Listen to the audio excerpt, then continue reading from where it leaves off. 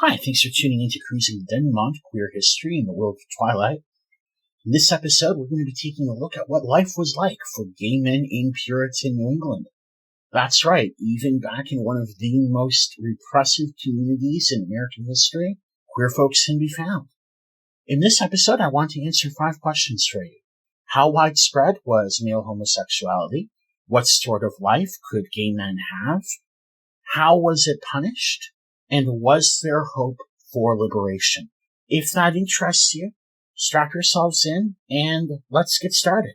The first thing you need to understand is that gay men in Puritan New England were under an abnormally high degree of pressure to conform with cisgendered and heterosexual behavior. And the reason is that the Puritans were a self-consciously revolutionary community. They wanted to be a new Jerusalem, a new city upon the hill. They wanted to create new men through rigid self-control. We're talking about conversion, sainthood, repression, and collective discipline.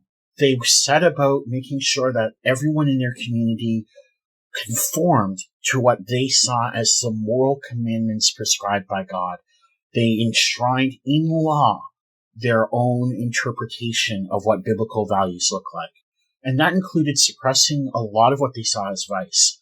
No more dicing, card playing, bear baiting, cockfighting, drunkenness, prostitution, or super happy fun time. The way Puritan boys were raised gave very little opportunity for any kind of gender or sexual diversity. They went out of their way to make sure that every young boy in their community was pressured into becoming a proper heterosexual Puritan father and warrior.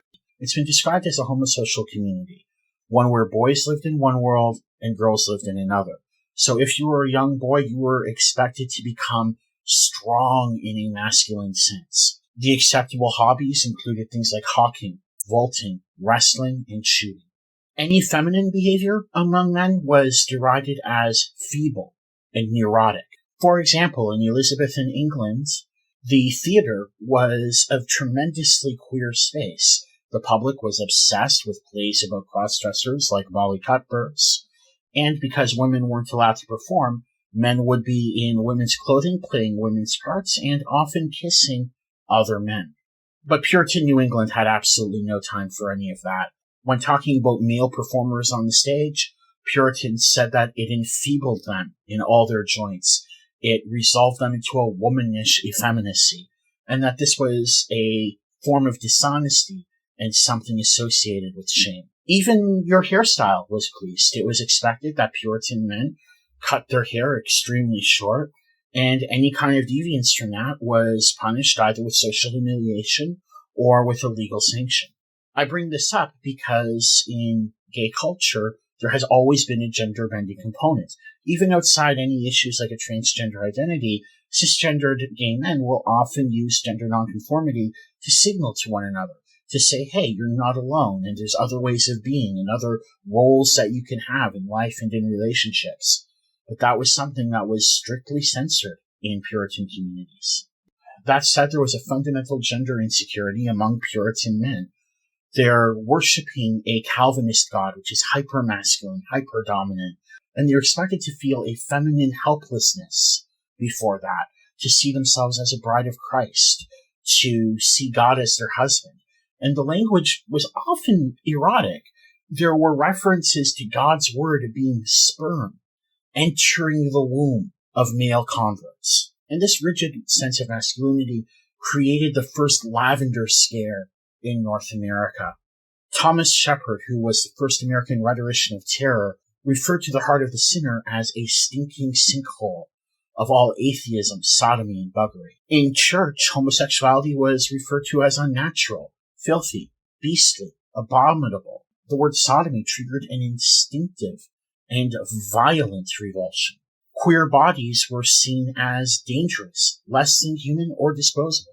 That said, for young men in Puritan New England, there were all sorts of opportunities to get up to scandalous behavior. Marriage was often delayed into the late 20s, and before then it was customary in a number of situations to share a bed with another young man, either as a servant or as a student. And that gave rise to a whole number of opportunities for homoerotic experimentation. One Puritan writer said many are guilty, so much that if stoning were punishment, a mountain could not afford stones enough. Now, in university, the education in a gruff masculinity continued. Of the role models that students were to look up to, one used his fists to settle points of theology, another was a champion wrestler and handy footballer, another was known for their weightlifting, and another stalked and killed a wildcat. But even here, there were opportunities to get up to gay shenanigans. One writer said, there are and will be in every scholastic society those who will teach you how to be filthy. Now, it's really interesting to look at what's going on in the Puritan closet. A lot of us today have this idea that being a member of the LGBT community makes you feel like a mutant, makes you feel like you have a nature different than others. But that wasn't how people thought in Puritan New England. At the time, the dividing line was between righteousness and sin. For example, Michael Wigglesworth, who felt lust toward other men in university, referred to it as a filthy lust from their fond affection, that they confess themselves an object of God's loathing, as my sin is my own, and I pray God make it no more to me. Puritans thought of themselves as surrounded by their enemies, the Catholics and the Aboriginals. And in both cases, there was a queerphobic tone to that antagonism. The Catholics weren't just hated because of the Guy Fawkes affair, or for the rise of France, or for infiltrating the monarchy. They were attacked on sexual grounds. The Catholic Church was seen as the painted whore of Babylon. They believed that the celibate priesthood was a breeding ground for all sorts of sodomy. There was a popular poem that said, "Lust chose the torrid zone of Italy, where blood ferments rapes and sodomy."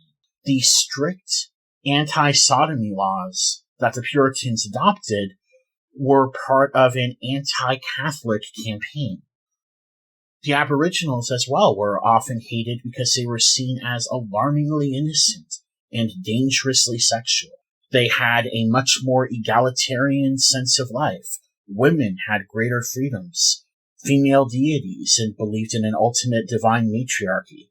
And some had an attitude toward gender and sexuality that was much more libertarian than that of the Europeans. And so it was expected that you would train for war, that you would do militia drilling, participate in shooting and feats of strength, followed by heavy drinking and horseplay, that you would revel in accounts of feats of arms against the Aboriginals or French, glorying in the bloodshed, and anyone urging restraint got short shrift.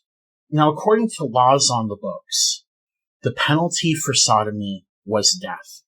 But as was the case in the British Isles, this was very rarely actually carried through with. The fact is that in the colonies, conditions were so harsh, the community was so delicate, that it was inadvisable to kill, except in the most extreme cases. So as a result, the Puritans often found reasons to forgive. There's a really good example of this in Nicholas Sension. He was married and childless, and for about 35 years, he had a well-known history of propositioning men for sex, of paying for sex, and even sexually assaulting male servants. Nevertheless, while he was punished, he was not put to death. And there's a few possibilities for this. It's possible that because some of his activity was with willing partners, this was considered moderately acceptable. It might be because it took place in private and he didn't flaunt himself. His status in the community might have protected him, or the fact that many of his partners were of lesser social rank may have given the crimes a lower profile. Puritan New England was an extremely classist society. There were also networks that appear to have formed between gay men. The Boston Gay Heritage Project examined court records and found that Thomas Roberts, John Alexander, Abraham Pottle, and George Morey often appeared together and appeared to have been carrying on ongoing affairs. However, they were punished. Alexander was beaten, branded, and exiled, and Roberts was whipped and forced down to indentured servitude.